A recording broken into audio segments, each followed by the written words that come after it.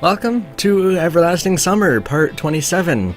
We are done with Slavia's route, and I guess it's time to do Lena. I mean, no, not do... do Lena's route. So give me 1 second to open up the menu. The guide. The guide is the word I was looking for at the end of that. Right. We have the guide up for Lena's route. We are ready to start.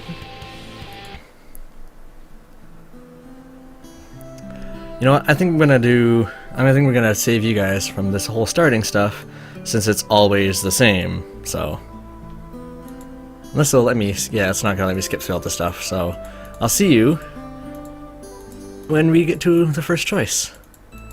All right, so there's not gonna be any new dialogue after this because the first time we played through, we did praise the book, but praise the book is one of the things for Lena's route. So.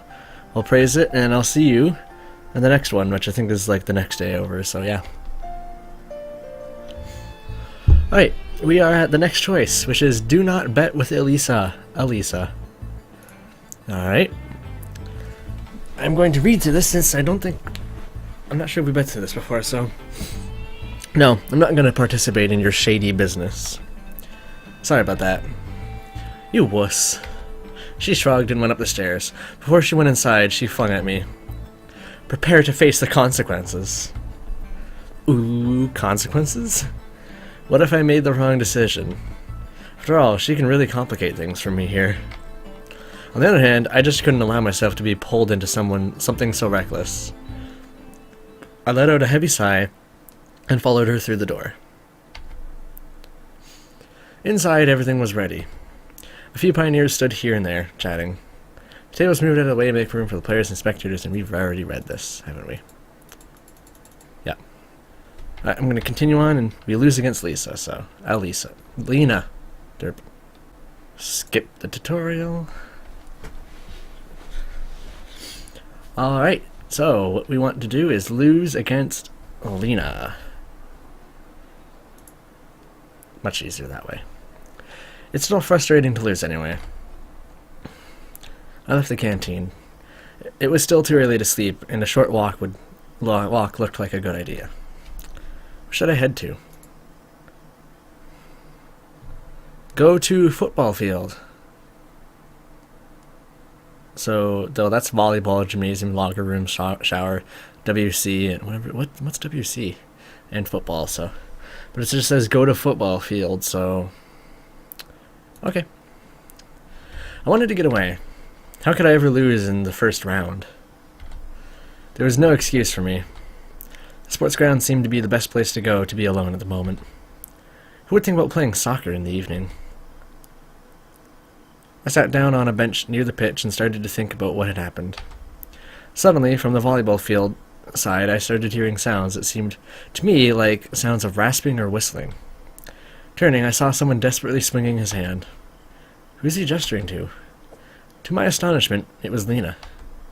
She was throwing the shuttlecock up in the air and attempted to strike it with the racket. However, to be really, really honest, she sucked at badminton. I was just watching for a while, but then decided to go up to her. I went around the volleyball court and got inside so that she could see me. Lena was as timid as a deer, so I'd rather not repeat previous mistakes. Hi. She glanced at me and immediately hid the racket and the shuttlecock behind her back. You like badminton? Not really. See, you're not really getting it. Maybe you want some help? To tell the truth, I was not very good at badminton, but just like any other child, I used to play it from time to time. Let me show you. Thank you. She blushed. I want to join the badminton team, but I don't see it happening really. I wouldn't even try today, but... She looked up at me. I never have any luck at cards, so it seemed like I was on fire today, so I thought it could be the same with badminton. Oh. After these words, I realized that losing to Lena is doubly upsetting.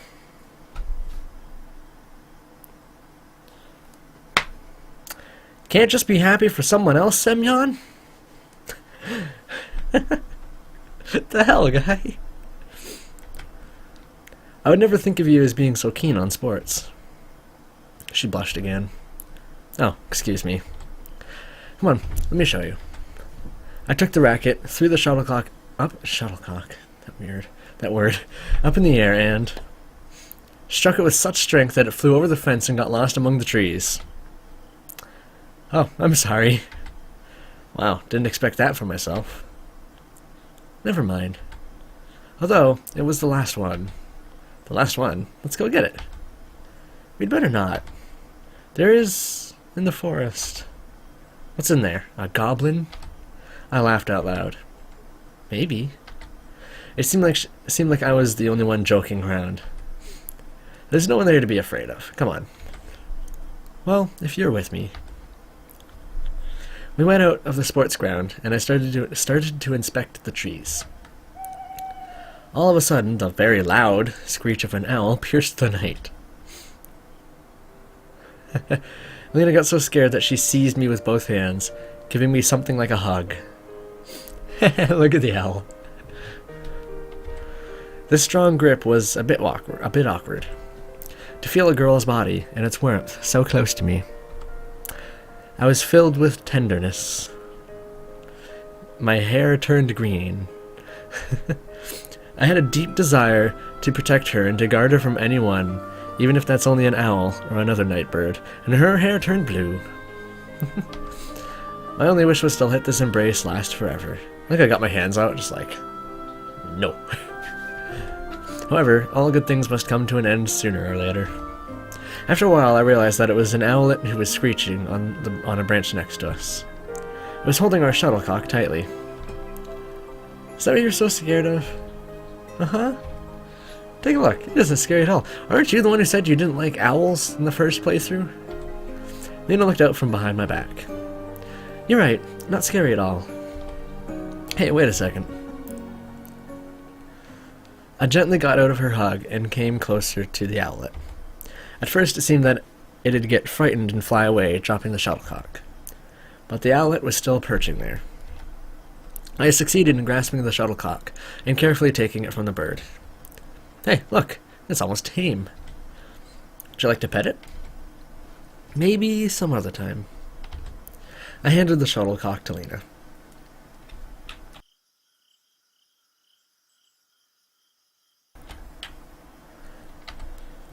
Thank you. She smiled gently. I have to go. Doing her voice does bad things to my voice. Oh god, this is going to be a fun playthrough. Good luck at badminton. Lena smiled again and hurried away to the camp. I like seeing her smile. Makes me feel good. Makes me feel good. Makes Semyon feel bad, probably. Because he's not happy. Everything's about is Semyon. How sweet can a girl get? Okay. For the first time today, I finally felt how tired I was. There was no light in the window, so Olga must have been sleeping already. Strangely enough, she waited for me yesterday. We've already read this, so... skip...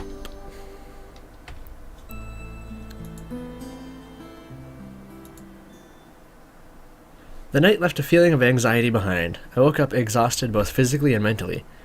It stopped me here, so I don't know if that's the glitch stopping me here or if it's actually something. Happens to me all the time. You see incredibly lucid images in a dream, as if you fell into a... yeah, okay. Alright, so here's our next thing to do, which is, sorry, but I've promised Lena. I was sure that Lena wouldn't mind if I sat next to her. Hold on, wait a second. Sorry, maybe later. I gently loosened my sleeve from her grip and headed to the farthest corner of the canteen. I think we chose this choice last time, but this time it might be different because Lena's route now. So, Xenia was shouting something in my direction, but I tried to ignore her. Hi, good morning. Having heard the librarian shouting, Lena had been stealing glances at me for a while. Morning. Strangely enough, she didn't blush, but smiled instead. Do you mind if I join you? I'll get my meal and be back in no time. Should I say back be no time? No. Okay, that's just my mind. Yeah, sure. In a minute, I was already sitting in front of her with a simple set of plates on a tray, porridge, 2 poached eggs, 4 pieces of wheat bread, a boiled sausage, and a glass of compote, made of unknown fruits and berries. Have a nice meal. Thanks. I was trying to eat as neatly as I could. No chomping, smearing the food, or spilling the compote over myself. You to eat like that? It seems that eating like a human and not like a hog was not that hard at all.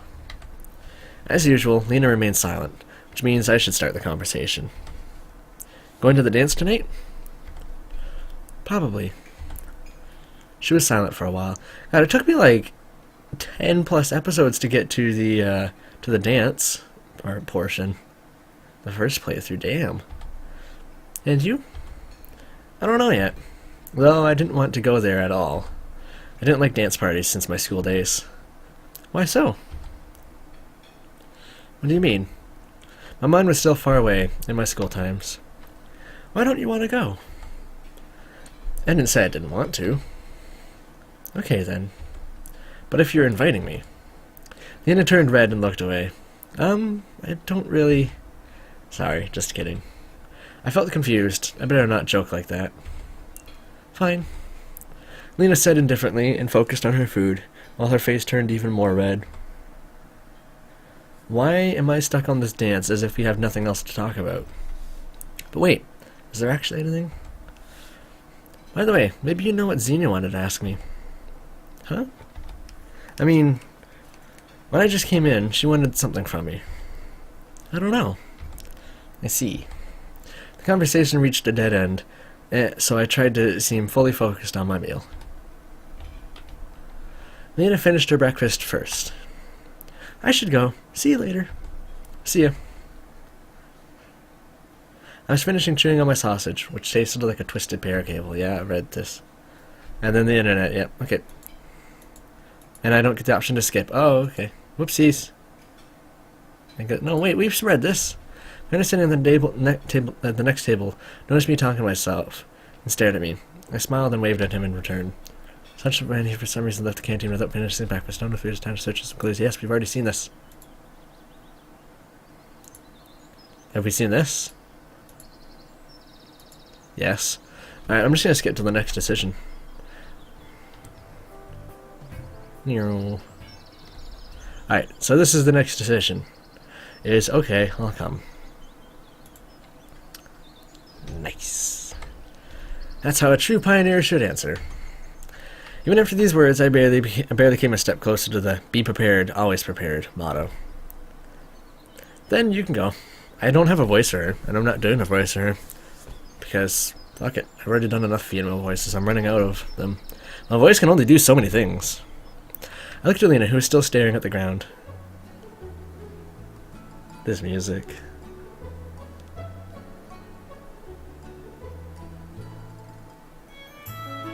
I looked at Lena, who was still staring at the ground.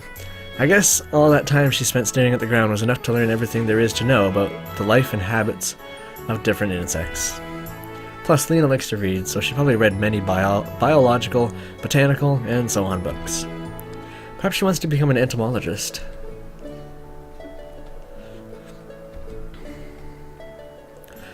Where will you head next? I was about to make the same joke I made the first time we had that dialogue. That was the wrong button. Bugs lives are in time to escape this awkward situation. Just don't forget, alright? Don't forget what? Tonight after dinner, at the infirmary. Her face got a slightly grumpy look to it. No way, that's impossible. Alright. Right after dinner, I'm at your service. I thought too late. At my words, Lena blushed even harder. I need to find a way to ease the situation. Alright, let's skip to the next decision. Hell, if I just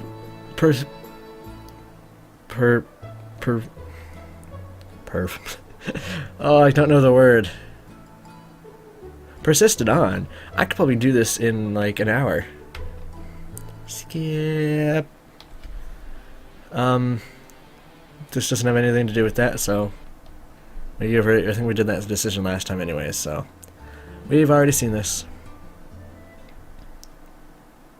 Or maybe the choices like this are dark because I've already done them. This decision is not for... Not for anything to do with Lena, but we're going to do the robotics thing because I feel like it. Well, they might be not so giant after all. That was surely a hard decision to make. Indeed, is there any reason to spend extra time with weird chaps fond of early to mid 20th century sci-fi? But what if I manage to find out something useful from them? At least I can try. Standing on the threshold of the clubhouse, I hesitated for a while. Finally, all my doubts were swept aside. I opened the door and went in. Electronic and Shurik were bending over the table, studying something closely. Hi there, cybernetics. How's it going? It was itching to behave as friendly as I could. Hi, we were waiting for you. How did you know how did I know you were going to say that? Electronic obviously intended to be called the Oracle. So, what do you need? You'll help us complete the robot. No way. That's out of my league. Don't worry, we'll show you around. The more you hate me, the more you'll learn. I'm a hard man. But I'm fair. Electronic joined in cheerfully. There's more to life than fun and games, dudes. Dudes. Radical. There's a topic to discuss. I got a question, and you seem to have an answer. What's the question? He inquired guardedly. Do you think it's possible to travel in time? Why would you think such a thing? Electronic suddenly became serious. It's not only my idea. I took a book from the library yesterday, The Time Machine by H.G. Wells. You must have read it, so, well, I'm thinking it over. Oh. Wait, I didn't read the names. God damn it. Oh, I did the wrong voice. Whatever. Want to leap to the future, see how life is there. Nah, not really. I'm more interested in traveling back in time. Why's that? I don't know. Why not? Well, and what do you think about it? General relativity theory populates the existence of wormholes, also known as tunnels in space. Sit down and get ready for the science class, kids. But you wouldn't understand it all anyway. I bet I won't. Anyway, in such a in any such a supposition. Supposition. Is it even a word? We'll encounter a whole bunch of paradoxes. For example, if you'll travel to the past and kill yourself, then it would mean that you from the present won't be able to exist. Yeah, so who killed yourself? Well, it seems so. In a nutshell, it's all too unscientific. I see, but what if it would be possible? I mean, do I need some kind of machine, a device, or a program to get to the past? Or is it enough just to fall asleep in the wrong place and wake up in another time in reality? I'm sure that modern science has no answer for your question yet. Oh, yep. It sounds just like Popular Mechanics magazine. I've seen a couple of issues lying around my shelves, too. I see. It appears that coming here was a bad idea.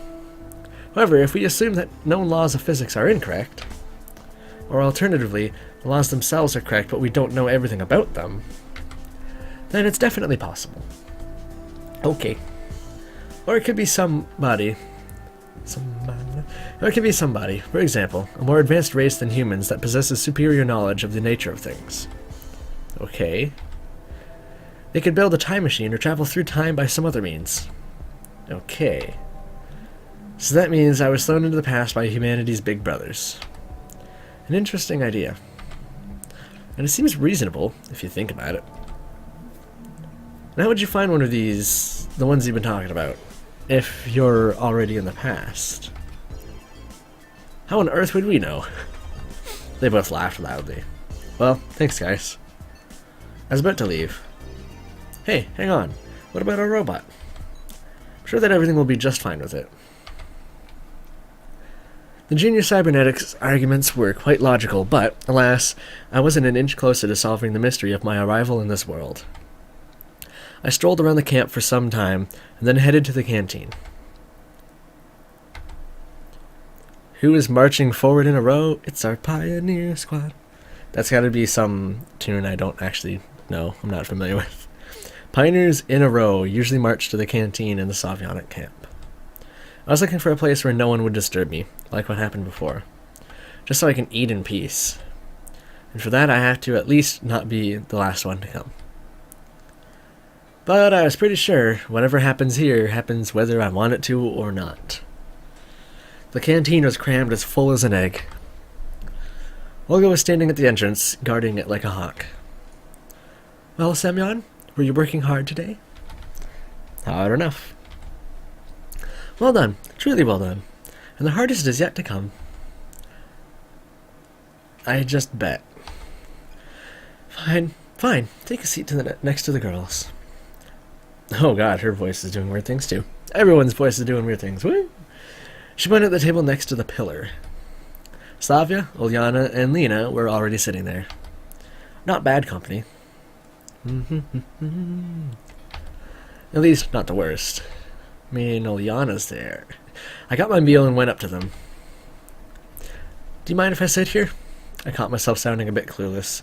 There were no other free places anyways. No, of course not. Please do. Lena remained silent. Today the meal consisted of a plate of borscht.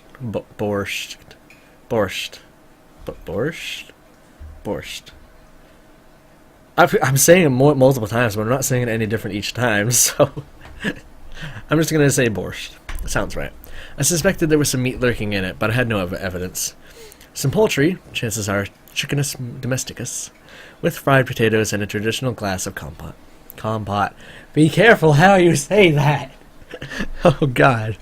One of these days I'm going to say it wrong. I almost said it wrong there. I found myself liking the local food more and more. I guess I just came to the conclusion that I have no other choice, which means that there's no use in complaining. Thank God there's something to eat. Coming to the ball tonight?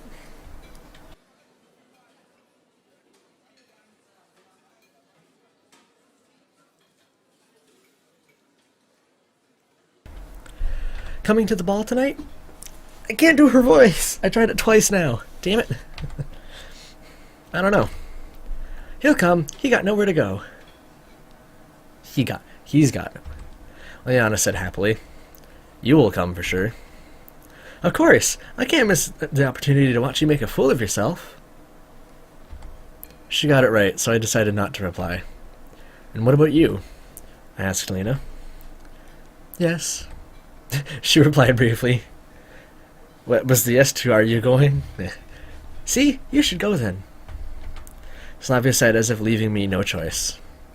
Don't forget to wear your tailcoat. Apparently Ulyana was so pleased with her joke that she laughed out loud. But I really had nothing to wear. My wardrobe was just a pioneer uniform and my winter clothes, which would be inappropriate even in the evening. And what will you be dressed in, entertainer? Secret. Will it be a little dress, just like in a kindergarten's matinee? Lena turned red. It looks like I managed to offend her. No, I will wear a bio hat. Bleh. We already read this. Alright, next. Yep, caused a mess. But let's just run away. That's not part of the decision, so... Wait a second. There was an option that says go to the dance party, but I didn't get that. Can I click on these to go back? I can! The situation was getting serious. I wouldn't be able to sit through the whole dance party. Hi. Hi. There. Hi. Lena came closer. Oh, hey. You're here too. Is that such a wonder? Yes. Okay. You wanna light this party up? The joke fell flat. Lena blushed and looked down. Well, maybe that's not the best idea, setting things on fire. Okay, then I guess I'll... Yeah. Smooth. She left. Looks like the whole camp was at the square. The pioneers formed large groups, talked, joked around, and laughed. At the DJ's panel, Ulyana argued loudly with Olga about the playlist for the evening. And here it is. The music started to play. I didn't know the band or the song, but if you ask me, I really felt that I'd tag it Soviet pop classics. Pioneers just stood there for some time as if not hearing the music. It's always hard to take the first step, especially if you're pretty sure that you'll be the only one who would take it. Lena seemed not to grasp that simple truth. She reached the center of the square with a few bounds and cried out loud, "What are you standing around for?" and started to wiggle ridiculously. Wiggle is the exact word. You couldn't find a better one. It looked so silly and funny that I couldn't resist laughing. She noticed it. "Hey, Semyon!" I pretended I couldn't hear her. "Stop pretending! Come over here!" I kept ignoring her. The pioneers slowly realized that they weren't too sexy for this party and started to dance. It looked really silly from my point of view, shaking one's arms and legs to the beat of long-forgotten hits. Come on, get real. Of course, I couldn't dance at all, but this thing couldn't be called a dance either. "Hey, Semyon, that is Olga's voice, right? Hey, Semyon, what are you sitting there for? Don't you want to dance?" That's not Slavya's voice. I don't know voices. I was so deep in thoughts that I hadn't even noticed Slavia. Not really. "Are you sure?"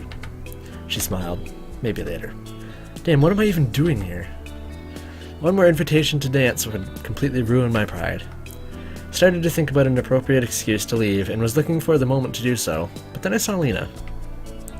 She was slowly heading my way. Maybe we should go." "Where to?" I was so immersed in my thoughts that I didn't really get what she meant. "To the infirmary." "But if you want to stay here and dance." I doubt she was going to dance. Lena had stood aside the whole evening. "Nah, I'll pass. Let's go." "At least I won't have to stand here like a shy nerd." "Oh gee, thanks." Seriously, trying to conceal myself in the corner wasn't very pleasant. A bull in a china shop would have been more agile than me on a dance floor. They actually are. If you've ever seen a bull in a china shop, I know that's a weird thing to see, but like Mythbusters, man. Come on. They're actually very, very, very good at avoiding everything. I didn't have a slightest intention of dancing in the first place.